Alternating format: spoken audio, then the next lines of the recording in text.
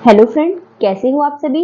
I hope आप सभी बेहतर होंगे और मेरी क्लास में आप सभी का बहुत बहुत स्वागत है।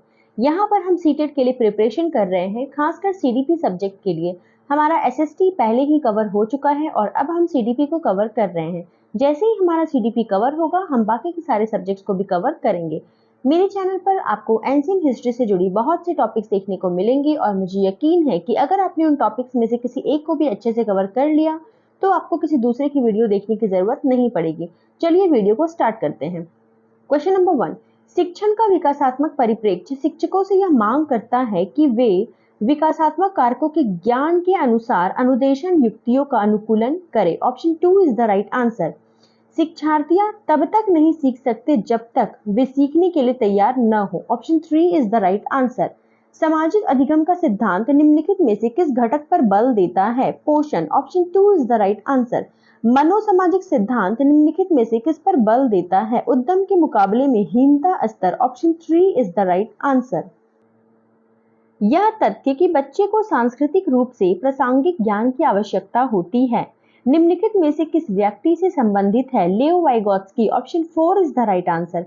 आप एक शिक्षिका या शिक्षक के रूप में रैगिंग और धमकाने के सख्त विरोधी हैं तथा इस संदर्भ में विद्यालय में पोस्टर लगवाते हैं तथा समिति बनवाते हैं। आपसे जुड़ने वाले किशोर जो इस विचार के दृढ़ विश्वासी है निम्नलिखित में से वे किस स्तर पर होंगे? उत्तर पारंपरिक। Option 3 is the right answer.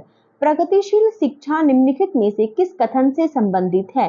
ज्ञान प्रत्यक्ष अनुभव और सहयोग से उत्पन्न होता है। Option 2 is the right answer. बहुबुद्धि के सिद्धांत के संदर्भ में एयरफोर्स पायलट बनने के लिए निम्नलिखित में से कौन सी बुद्धि की आवश्यकता है? गतिक। Option 3 is the right answer. बुद्धि की स्पीयरमैन परिभाषा में कारक जी है, क्या है? सामान्य बुद्धि। Option 3 is the right answer. छिपी हुई वस्तुएं ढूंढ निकालना इस बात का संकेत है कि शिशु निम्नलिखित में से किस संज्ञानात्मक कार्य में दक्षता प्राप्त करने लगा है? वस्तु स्थायित्व। Option 2 is the right answer. निम्नलिखित में से कौन सा समाज में लिंग समानता का मानदंड हो सकता है? कक्षा 12 तक पहुंचने वाले लड़कों और लड़कियों की संख्या की तुलना। Option 3 is the right answer. व्यक्तित्व अंतरों का ज्ञान शिक्षकों की मदद किसमें करता है?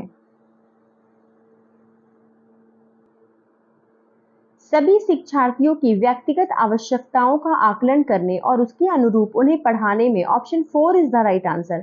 सीखने के लिए आकलन क्या है? अभिप्रेरणा को बढ़ावा देता है। Option 1 is the right answer.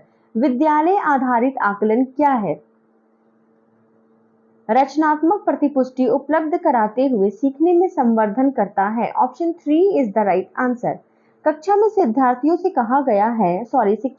कहा गया है कि वे अपने समाज के लिए क्या कर सकते हैं। इसे दर्शाने के लिए एक नोटबुक में अपने कार्य की विविध शिल्प कृतियों को संयोजित करें। यह किस प्रकार की गतिविधि है? पोर्टफोलियो आकलन। Option 4 is the right answer. शिक्षार्थियों को सबसे कम प्रतिबिंब विद्यालय वातावरण रखने के माध्यम से विद्यालय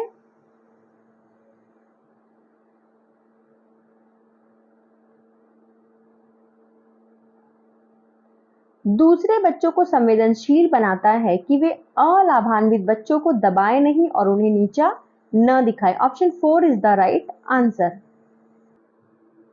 एकाग्रता समय के साथ मेल बैठाने के लिए एक दत्त कार्य को पूरा करने के लिए आवंटित समय को घटाना और चरणबद्ध तरीके से इस एकाग्रता समय को बढ़ाना निम्नलिखित में से किस प्रकार के विकार से निपटने के लिए सर्वाधिक उपयुक्त है? एकाग्रता ह्रास अतिक्रियाशील विकार। Option 4 is the right answer. निम्नलिखित में से कौन सा उपागम अशांतकारी व्यवहार संबंधी विकार वाले बच्चों के साथ व्यवहार करने हेतु बच्चे को उसके आसपास के लोगों और सामाजिक संस्थाओं के साथ अंतःक्रिया करने का सुझाव देता है? Option 2 is the right answer. पर्यावरणीय। रेंजुली प्रतिभाशाली की अपनी डैश परिभाषा के लिए जाने जाते हैं। त्रिवृत्तीय। Option 3 is the right answer. प्रतिभाशाली शिक्षार्थियों के लिए शिक्षक को अनुकूलन करना चाहिए जिससे शिक्षार्थी में बदलाव आता है। Option 3 is the right answer. अधिगम में निर्योग्यता वाले बच्चों की प्रगति का निरीक्षण करने के लिए निम्नलिखित में से कौन सी पद्धति सबसे उपयुक्त है? संरचित व्यवहार परक अवलोकन। Option 4 is the right answer. अधिगम निर्योग्यता वाले शिक्षार्थियों द्वारा एक पूर्ण और उत्पादक जीवन जीने के अवसरों को बढ़ाने का सबसे सही तरीका है क्या है? विविध कौशलों और युक्तियों का शिक्षण करना जिससे सभी संदर्भों में लागू किया जा सकता है। Option 3 is the right answer. Vygotsky के सामाजिक सांस्कृतिक सिद्धांत के अनुसार संस्कृति और भाषा विकास में महत्वपूर्ण भूमिका निभाते हैं। Option 1 is the right answer. व्याख्या, अनुमान और अथवा नियंत्रण प्रकल्पना डैश के लक्ष्य है। किसके लक्ष्य है? वैज्ञानिक पद्धति के। Option 4 is the right answer. कक्षा 7 का शिक्षार्थी गणित में त्रुटियां करता है। एक शिक्षक के रूप में आप शिक्षार्थी से कहेंगे कि वह